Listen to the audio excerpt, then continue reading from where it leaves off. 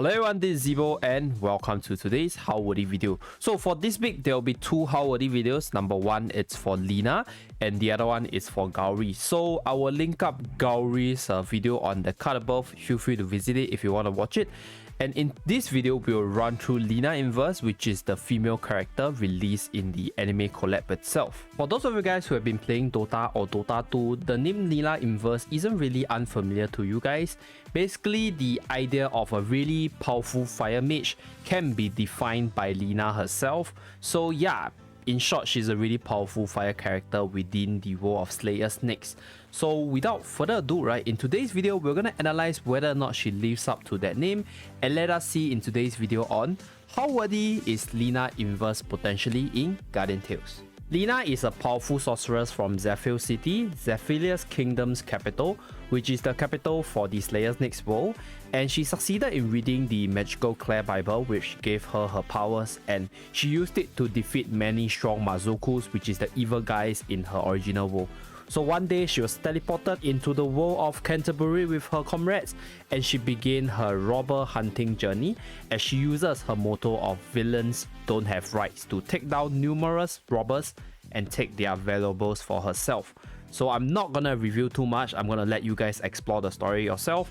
And yeah, at the same time, she's also a tremendous glutton as she's able to stack up tall piles of plates after every meal, and I just simply wonder how she actually maintains her figure. Lina's stats ranking based on level 83 heroes are 15 in terms of attack, 76 in terms of HP, and 68 in terms of defense. So stat wise, she's basically like a range hero, but do take note that she's actually a gauntlet user, so she's gonna get a bit more defensive buff from her weapon itself because her weapon offers some defensive stats as well as a boost to her defensive numbers from the additional plus defense and HP stats. Stat line wise, she also has multiple stat lines. Firstly, she has weapon skill regen speed plus 4%, skill damage plus 10%, as well as a 5% shield increase on battle start.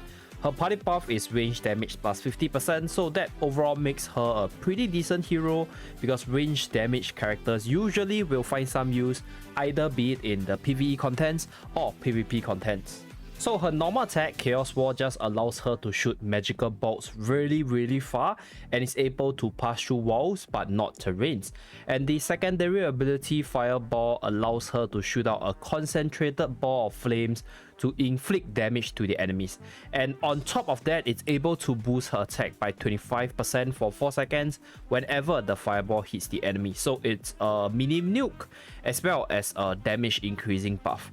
And her chain skill is known as Dragon Slave. Pretty straightforward, simply deals 350% DPS damage in an AoE area to the enemy. So it's a really good chain skill as well. And her special ability is a straightforward one. Windshield allows her to increase her defense by 30% for 4 seconds whenever she hits the enemy.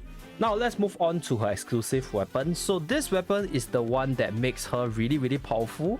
Number one, the one that makes her really powerful is obviously her chain skill Ragnar Blade. So Ragnar Blade is able to do 320% DPS damage, even though it has a really long cooldown of 13.5 seconds, but it's able to chain your enemies in one hit if they stay stationary within the AoE of the blade itself. So this skill is extremely powerful, especially in the AI controlled settings against the opponent's monsters in Colosseum, as well as story mode, Orbital Lift, and Amazon. So basically this weapon is a must for Lina because it also increases her defensive stats overall in her HP as well as defensive percentage, and also provides her with a 10% crit chance. Other than that, it also decreases the fireball cooldown to 3 seconds and increases the overall damage for it. So it makes her fireball a much more proficient secondary skill, right? And yeah, it's a really good secondary skill at that, right? Deal damage, deal AoE damage at that, and then boost your own attack.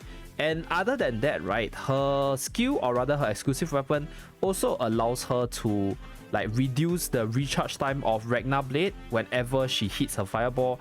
So in a very ideal situation, you land your fireball 2 to 3 times, maybe I'll say like 3 times, because let's say if it's a 3-second cooldown, you hit like 3 times, right?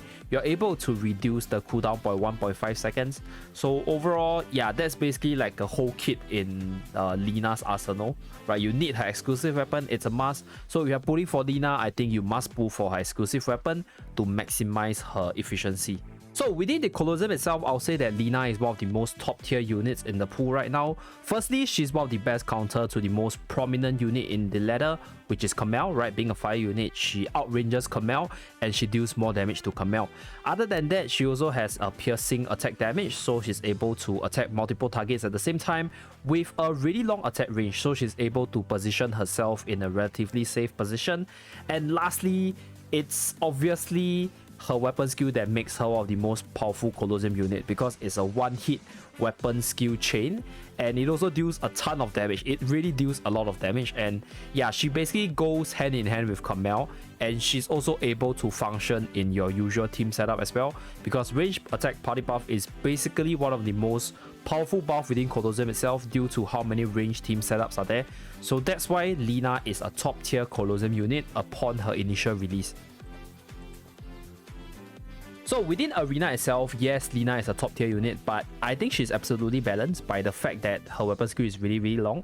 So you can simply just beat Lina with the usual weapon skill chain if you have the faster weapon skill, or if you have a faster weapon skill animation, because her weapon skill animation is really slow. She needs to raise up her sword and then hit enemy, so it's the same as Future Princess.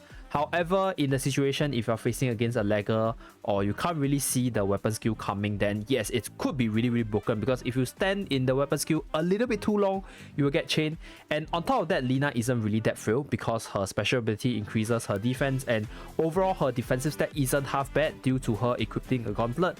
So yeah, Lina is a pretty decent unit in Arena, and I think one of the reasons why I absolutely love her now is because she's a counter to the current mono earth team. So if she faces a mono earth, she beats them pretty convincingly if you have a balanced stat against your opponent. So that's something to take note of, but she still could be chained by Muriel, who has simply a better weapon skill recharge time than her, so take note of that. So there's always a counter to Lina, no matter how I see it, as long as you play your cards right. As long as you chain her first, I think you're probably still gonna win Lina, even though she's really OP as well. And I'll just showcase a few matches with her. If you guys want to see more Arena matches with Lina, feel free to visit her Lina EXE video on my channel. Just search it up and you guys will see it there. So without further ado, let us start the short Arena showcase. Let's go.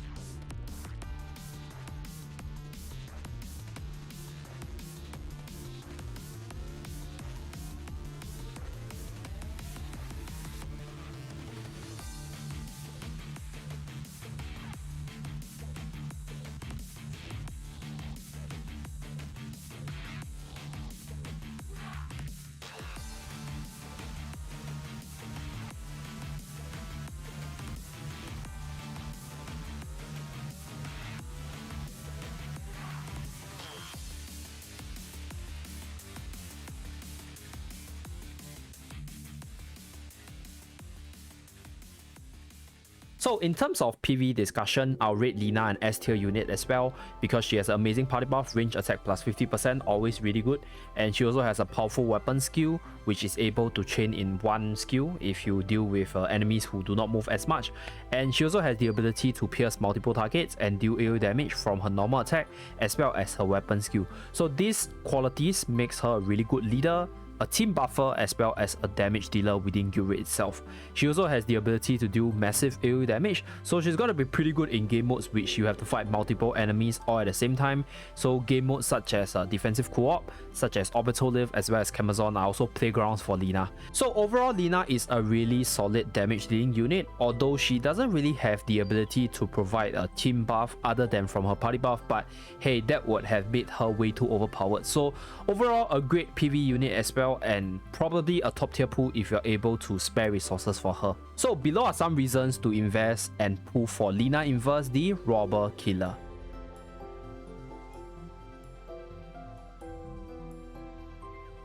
And how worthy is Lina Potentially?